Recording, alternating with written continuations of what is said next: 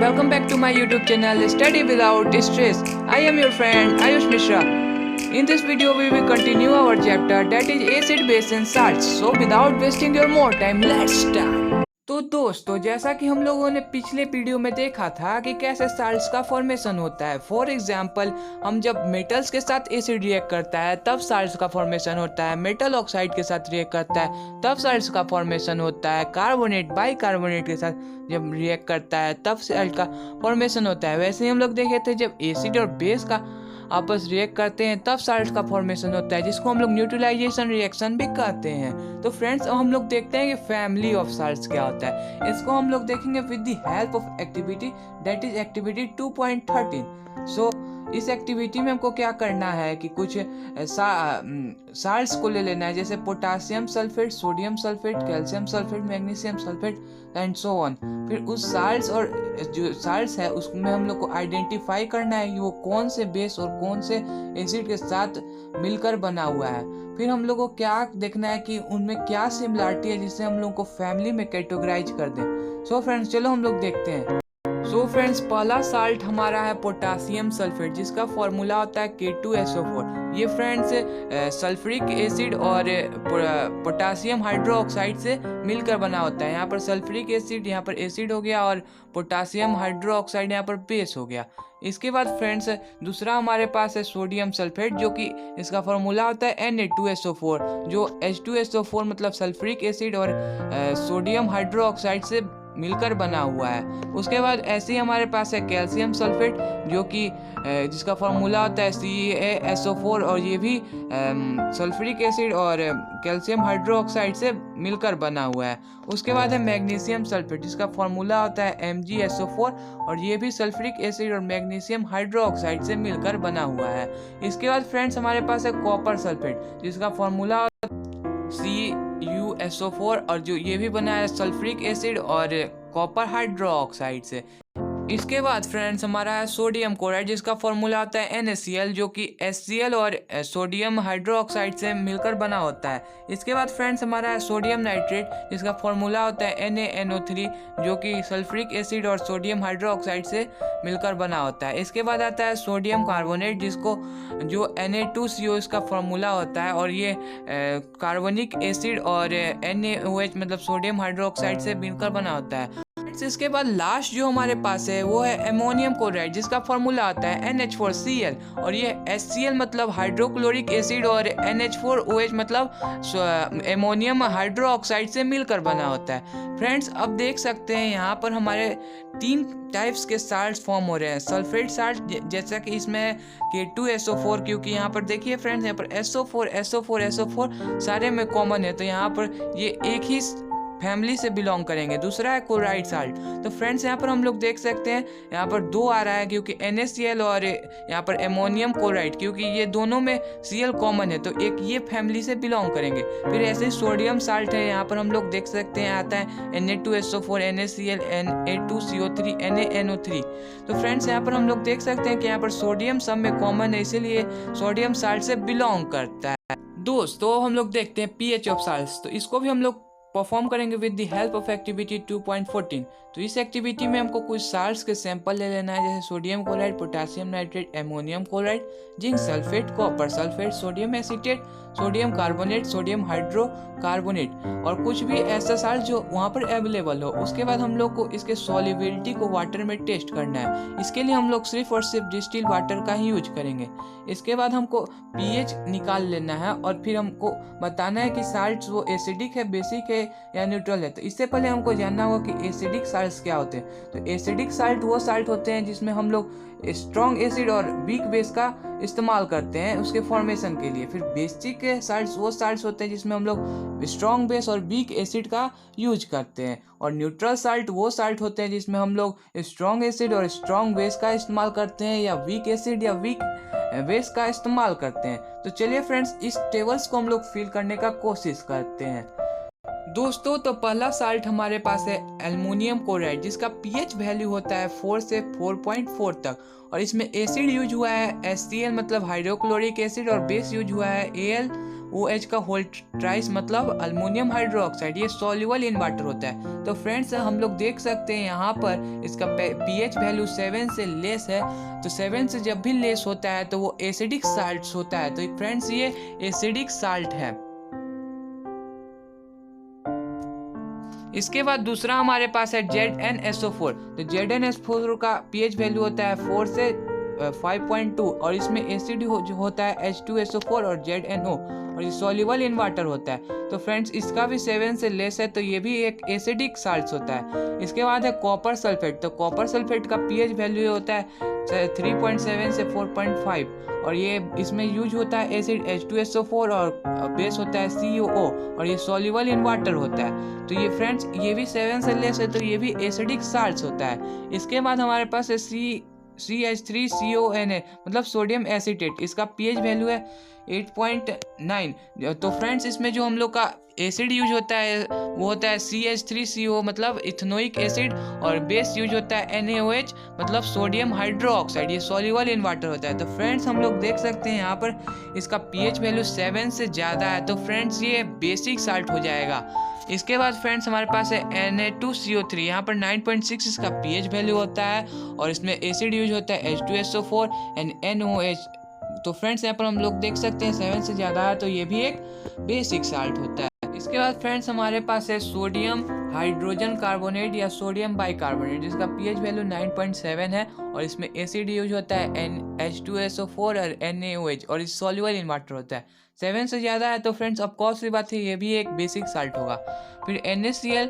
तो फ्रेंड्स यहाँ पर हम लोग देख सकते हैं इसका pH वैल्यू जो है 7 से कम भी नहीं है, 7 से ज़्यादा भी नहीं है, तो ये एक न्यूट्रल साल्ट होता है। इसमें जैसा कि हम लोग को पता ही है कि इसमें यूज होता है HCl एंड NOH और ये सॉल्युबल इन वाटर होता है। फ्रेंड्स हमारे पास जो लास्ट है वो है पोटासियम नाइट्रेट। तो इसमें भी फ्रेंड्स हम लोग देख सकते हैं pH इसका 7 है और इसमें यूज हो रहा है एसिड NHN3 और पोटासियम हाइड्रोक्साइड और ये सॉल्युबल इन वाटर होता है। तो फ्रेंड्स ये भी एक न्यूट्रल साल्ट है। दोस्तों अब हम लोग देखते हैं कि कॉमन साल्ट्स जो होता है जिसको हम लोग अपने फूड में यूज करते हैं उससे बहुत सारे केमिकल का फॉर्मेशन कैसे होता है। तो फ्रेंड्स जैसा कि हम लोग जानते हैं जब HCl और सोडियम हाइड्रोक्साइड जब आपस में रिएक्ट करते हैं तब यहाँ पर फॉर्मेशन होता है NaCl का और दूसरा जो फॉर्मेशन होता है वाटर का। तो फ्रेंड्स जो यहाँ पर NaCl का फॉर्मेशन होता है उसी को हम लोग कॉमन साल्ट कहते हैं और उसी को हम लोग अनदर नेम से जाते हैं जो है टेबल साल्ट। तो दोस्तों जैसा कि हम लोग जानते हैं कि जो हमारा सोडियम क्लोराइड है वो सी वाटर से पाया जाता है। तो फ्रेंड्स जो सी वाटर में बहुत सारे साल्ट्स पाए जाते हैं उन्हीं में से हम लोग सेपरेट करते हैं सोडियम क्लोराइड को। फ्रेंड्स यहाँ पर हम लोग के वर्ल्ड में बहुत सारे सॉलिड साल्ट भी पाए जाते हैं। जैसा कि हम लोग ब्लैक साल्ट्स को देखते हैं वो एक सॉलिड साल्ट ही होता है, उसमें इम्प्योरिटी के कारण वो ब्राउन कलर का होता है। वहाँ पर रॉक होने का पीछे कारण ये होता है क्योंकि वहाँ पर एक सी रहता है जो समय के साथ वो सूख जाता है और इसको हम लोग कोयले की तरह मतलब उसको माइन करते हैं। दोस्तों जैसा कि हम लोग दांडी मार्च के बारे में जानते हैं जो महात्मा गांधी ने लॉन्च किया था जिस ब्रिटिश सर के अगेंस्ट, उन्होंने नमक को ही अपना हथियार बनाया था क्योंकि उसको सारे लोग यूज करते थे, कॉमन पीपुल हो, रिच हो या बहुत ज़्यादा गरीब हो, सभी के लिए ये कॉमन था और सब डेली यूज में इसका इस्तेमाल करते थे। दोस्तों हम लोग देखते हैं ये कॉमन साल्ट्स का क्या यूजेज है। तो फ्रेंड्स इसके लिए पहला हमारा यूज है कि बहुत सारे रॉ मटेरियल के यूज में आता है, जैसे डेली यूज के लिए सोडियम हाइड्रोक्साइड बनाने के लिए, बेकिंग सोडा बनाने के लिए, वॉशिंग सोडा, ब्लीचिंग सोडा और बहुत सारे। अब हम लोग देखते हैं कि ये एक एक करके कैसे फॉर्मेशन होता है। तो फर्स्ट है सोडियम हाइड्रोक्साइड। फ्रेंड्स जब हम लोग aqueous solution of sodium chloride मतलब जिसको हम लोग ब्राइन कहते हैं, तो ब्राइन क्या होता है, aqueous solution of sodium chloride is known as brine. तो इसको हम लोग जब डिकम्पोज करते हैं तो वहाँ पर सोडियम हाइड्रोक्साइड का फॉर्मेशन होता है। फ्रेंड्स जैसा कि इस इक्वेशन में हम लोग देख सकते हैं कि जब हम लोग यहाँ पर 2NaCl मतलब सोडियम क्लोराइड को जब 2H2O के साथ रिएक्ट करवाते हैं तो यहाँ पर देख सकते हैं कि NaOH और प्लस Cl+Cl2 और यहाँ पर H2 का फॉर्मेशन होता है। तो फ्रेंड्स यहाँ पर देख सकते हैं कि यहाँ पर हमारे पास प्रोडक्ट में आ रहा है सोडियम हाइड्रोक्साइड, दूसरा क्लोरीन और तीसरा हमारे पास हाइड्रोजन। तो फ्रेंड्स इसी को हम लोग क्लोर अल्कलिक प्रोसेस कहते हैं। क्लोर अल्कलिक प्रोसेस करने का मतलब यहाँ पर देख सकते हैं, क्लोर फॉर क्लोरीन और अल्कलिक फॉर सोडियम हाइड्रोक्साइड। जैसा कि हम लोग को पता है कि जब बेस वाटर में मिलता है, मतलब सॉल्यूबल होता है, उसको अल्कली कहते हैं। तो यहाँ पर देखिए फ्रेंड्स, यहाँ पर NaOH है वो अल्कली है। तो फ्रेंड्स यहाँ पर ये फॉर्मेशन ऐसे होता है कि जो यहाँ पर फिगर्स के मदद से समझे तो यहाँ पर हम लोग दो एनोड और कैथोड का यूज करते हैं। तो फ्रेंड्स यहाँ पर हम लोग देख सकते हैं जो क्लोरीन है वो एनोड पे चला जाता है और जो हाइड्रोजन है वो कैथोड पे चला जाता है। इसके बाद जो फ्रेंड्स NaOH का फॉर्मेशन होता है वो नियर कैथोड होता है, जैसा कि हम लोग यहाँ देख सकते हैं। फ्रेंड्स जो ये सारे जो वेस्ट कोई भी नहीं जाता है, यहाँ पर सारे का यूज होता है।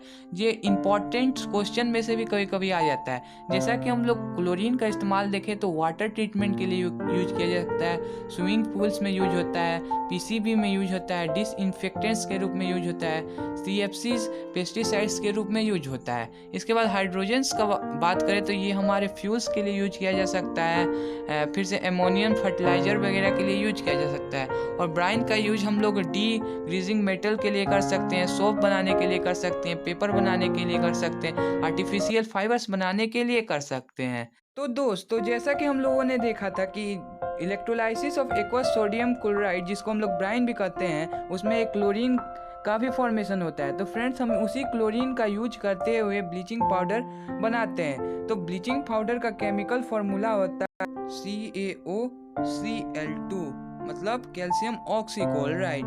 तो फ्रेंड्स ये ऐसे फॉर्मेशन होता है जब यहाँ पर स्लैक लाइन, जो ड्राई स्लैक लाइन पे जब हम लोग क्लोरीन गैस को पास कराते हैं तो यहाँ पर बन जाता है कैल्शियम ऑक्सीक्लोराइड और वाटर।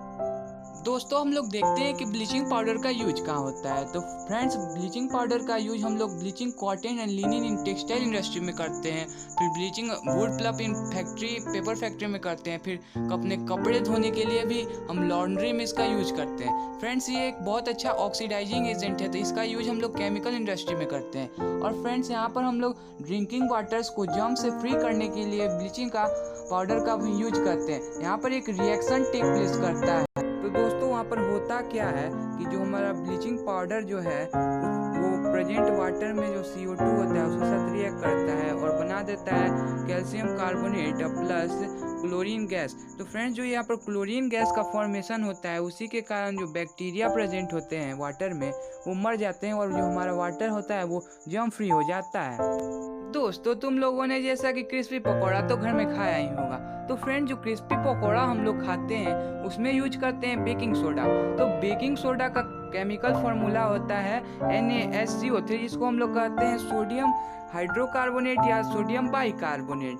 तो फ्रेंड्स ये फॉर्मेशन इसका होता है with the help of NaCl। तो जब फ्रेंड्स हम लोग NaCl H2O और CO2 और यहाँ पर एमोनियम को जब हम लोग साथ में लेते हैं और रिएक्ट कराते हैं तो वहाँ पर बनता है एमोनियम क्लोराइड NH4Cl और बनता है सोडियम बाइकार्बोनेट। तो इसी का हम लोग यूज करते हैं क्रिस्पी पकौड़े बनाने के लिए। फ्रेंड्स ये जैसा कि हम लोग एक्टिविटी 2.14 में देखे हैं कि ये एक बेसिक साल्ट होता है जिसका pH वैल्यू होता है 9.4। तो इसी को हम लोग एक एंटा एसिड के लिए भी यूज कर सकते हैं क्योंकि एक मिल्ड बेस होता है और ये आसानी से हम लोग का जो एसिडिटी का प्रॉब्लम होता है उसको सॉल्व कर सकता है। फ्रेंड्स जब हम लोग इसको हीट करते हैं तो वहाँ पर फॉर्मेशन होता है सोडियम कार्बोनेट का और वाटर का और कार्बन डाइऑक्साइड का, जिसका हम लोग आगे यूज करते हैं वॉशिंग सोडा के लिए। इसके बाद फ्रेंड्स हम लोग देखते हैं कि हम लोग कहाँ कहाँ बेकिंग सोडा का यूज करते हैं। तो फ्रेंड्स पहला तो हम लोग बेकिंग सोडा का यूज करते हैं बेकिंग पाउडर बनाने के लिए, जिससे कि हमारा जो केक वगैरह में हम लोग जो डालते हैं जब बेकिंग पाउडर को तो वो स्पॉन्जी हो जाता है और हम लोग को खाने में बहुत टेस्टी लगता है। तो फ्रेंड्स इसके बनाने के लिए हम लोग क्या करते हैं कि जो बेकिंग सोडा होता है जिसको हम लोग सोडियम हाइड्रोकार्बोनेट या बाइकार्बोनेट कहते हैं उसको एक मिल्ड एसिड के साथ रिएक्ट करा देते हैं। जैसे कि हम वहाँ पर ले सकते हैं टार्टरिक एसिड, और जब ये मिक्स हो जाता है तो वहाँ पर वो CO2 और H2O और सोडियम साल्ट ऑफ एसिड को दे देता है, जैसा कि हम इस इक्वेशन में देख सकते हैं। फ्रेंड्स यहाँ पर जो CO2 का फॉर्मेशन होता है उसी के कारण हमारा जो केक है वो सॉफ्ट और स्पॉन्जी होता है, क्योंकि जो केक के ऊपर हमारे छोटे छोटे पोर्स होते हैं जिससे ये CO2 गैस निकलता है और उसको स्पॉन्जी बना देता है। फ्रेंड्स इसके बाद हम लोग सोडियम हाइड्रोकार्बोनेट को एक एंटासिड के लिए भी यूज कर सकते हैं, जैसा कि मैंने बताया, क्योंकि एक मिल्ड बेस होता है और एसिड जो हमारे स्टोमच में प्रेजेंट होता है HCl उसके साथ रिएक्ट करके न्यूट्रलाइज कर देता है और हमको पेन से रिलीफ दे देता है। इसके बाद फ्रेंड्स हमारा बेकिंग सोडा का थर्ड यूज होता है फायर एक्सटिंग्विशर में। फ्रेंड्स यहाँ पर सोडियम बाइकार्बोनेट या सोडियम हाइड्रोजन कार्बोनेट रिएक्ट करता है H2SO4 के साथ, मतलब सल्फ्यूरिक एसिड के साथ, और फॉर्म कर देता है Na2SO4। और आपको पता ही होगा कि आग बुझाने के लिए यहाँ पर CO2 का होना जरूरी है, तो यहाँ पर H2O और CO2 का फॉर्मेशन होता है। तो फ्रेंड जो CO2 होता है उसी के कारण आग बुझता है। फ्रेंड्स अब हम लोग देखते हैं कि वॉशिंग सोडा कैसे बनता है। दोस्तों जैसा कि हम लोगों ने यहाँ पर देखा था कि जब सोडियम हाइड्रोकार्बोनेट को जब हम लोग हीट देते हैं तो यहाँ पर सोडियम कार्बोनेट का फॉर्मेशन होता है। तो फ्रेंड्स हम इसी सोडियम कार्बोनेट को रिक्रिस्टलाइजेशन करते हैं तो वहाँ पर हम लोग का फॉर्मेशन होता है वॉशिंग सोडा। तो वॉशिंग सोडा का केमिकल फॉर्मूला होता है Na2CO3.10H2O, मतलब कि सोडियम कार्बोनेट डेकाहाइड्रेट। तो फ्रेंड्स यहाँ पर देख सकते हैं कि यहाँ पर 10 मॉलिक्यूल ऑफ वाटर ऐड हो जाता है, तो इसके कारण यहाँ पर हम लोग डेकाहाइड्रेट कहते हैं। तो यहाँ पर फ्रेंड्स हम लोग देख सकते हैं कि Na2CO2 मतलब सोडियम कार्बोनेट जब 10H2O के साथ रिएक्ट मतलब ऐड होता है उसमें, तो यहाँ पर वॉशिंग सोडा बनता है। दोस्तों हम लोग देखते हैं कि वॉशिंग सोडा का हम लोग कहाँ कहाँ इस्तेमाल करते हैं। तो वॉशिंग सोडा का हम लोग इस्तेमाल ग्लास, सोप और पेपर इंडस्ट्री में करते हैं। इसके बाद जो दूसरा यूज होता है वॉशिंग सोडा का, वो हम लोग manufacturing of sodium compounds like borax का इस्तेमाल करते हैं। फ्रेंड्स यहाँ पर जो बोरेक्स होता है इसका केमिकल फॉर्मूला हमारे पास होता है Na2B4O7। फ्रेंड्स इसके बाद हम लोग सोडियम कार्बोनेट का यूज कर सकते हैं क्लीनिंग एजेंट के रूप में, जैसे डोमेस्टिक पर्पस के लिए। फ्रेंड्स इसके बाद हम लोग हार्डनेस और परमानेंट जो हार्डनेस हो जाता है वाटर में उसको भी रिमूव कर सकते हैं with the help of washing soda. तो दोस्तों हम लोग देखते हैं कि क्रिस्टल ऑफ जो साल्ट्स होते हैं वो रियली ड्राई होते हैं क्या। तो इसके लिए हम लोग को एक एक्टिविटी को परफॉर्म करना पड़ेगा जो है एक्टिविटी 2.15। तो इस एक्टिविटी में हमको क्या करना है कि कुछ क्रिस्टल ऑफ कॉपर सल्फेट्स को एक ड्राई बॉइलिंग ट्यूब में ले लेना है। उसके बाद हम लोग उसको हीट करना है। तो फ्रेंड्स हम लोग देखेंगे कि जब हम लोग उसको हीट करेंगे तो वो अपना कलर को छोड़ देगा, जो ओरिजिनल कलर होता है ब्लू उसे वो वाइट कलर हो जाएगा। फिर हम लोग देखेंगे कि यहाँ पर जो टेस्ट ट्यूब है वहाँ पर कुछ वाटर ड्रॉपलेट्स हम लोग को देखने को मिलेगा। इसके बाद फ्रेंड्स हम लोग जहाँ पर 2 और से 3 ड्रॉप्स ऑफ वाटर फिर से उसमें डालेंगे तो उसका कलर ब्लू हो जाएगा। तो फ्रेंड्स जो यहाँ पर कलर जो आता है वो होता है किसी भी साल्ट्स का फिक्स नंबर ऑफ मॉलिक्यूल्स उसके फॉर्मूला में, उसी के कारण उसका कलर आता है। तो हाइड्रेटेड कॉपर सल्फेट का फॉर्मूला होता है CuSO4.5H2O, तो इसी के कारण ये ब्लू कलर होता है। फ्रेंड्स वैसे ही जो हमारा Na2CO3 है जैसे वॉशिंग सोडा वो भी वेट होता है क्योंकि यहाँ पर 10H2O प्रेजेंट होता है। फ्रेंड्स वैसे ही हमारे पास एक जिप्सम होता है जिससे हम लोग प्लास्टर ऑफ पेरिस बनाते हैं। तो जब भी हम लोग जिप्सम को एट 373 डिग्री केल्विन या 100 डिग्री सेल्सियस पे हीट करते हैं तो वो अपने वाटर मॉलिक्यूल्स को लूज कर देता है और बना देता है कैल्शियम सल्फेट हेमीहाइड्रेट, जो हम लोग उसको प्लास्टर ऑफ पेरिस भी कहते हैं। तो फ्रेंड्स यहाँ पर जो जिप्सम का फॉर्मूला होता है CaSO4.10.2H2O। तो फ्रेंड्स जब हम इसको हीट करते हैं तो ये टूट जाता है और बनता है CaSO4.1/2H2O प्लस 1/2H2O। तो फ्रेंड्स यहाँ पर जो 1/2H2O है वो उसका जो वाटर मॉलिक्यूल्स रिमूव हो जाता है, जैसा कि फ्रेंड्स हम इस इक्वेशन में देख सकते हैं। फ्रेंड्स हम लोग प्लास्टर ऑफ पेरिस का बहुत सारा इस्तेमाल करते हैं, जैसे कि जब भी हम लोग के बोन्स में फ्रैक्चर आता है और डॉक्टर्स लोग यही यूज करते हैं हमारे फ्रैक्चर्स को ठीक करने के लिए। फिर हम लोग यहाँ से टॉय भी बनाते हैं, फिर आर्टिफिशियल्स ज्वेलरी भी बना सकते हैं। यहाँ पर हमारा चैप्टर समाप्त होता है। अगले वीडियो में हम लोग 1 मार्कर इंपॉर्टेंस क्वेश्चन आंसर्स को देखेंगे। तब तक आप लोग लाइक कीजिए, शेयर कीजिए, सब्सक्राइब नहीं किया तो सब्सक्राइब कर लीजिए और बगल में आ रहे हैं बेल आइकन को भी दबा दीजिए जिससे कि आपको फर्दर नोटिफिकेशन मिलता रहे। जय हिंद, थैंक्स फॉर वॉचिंग।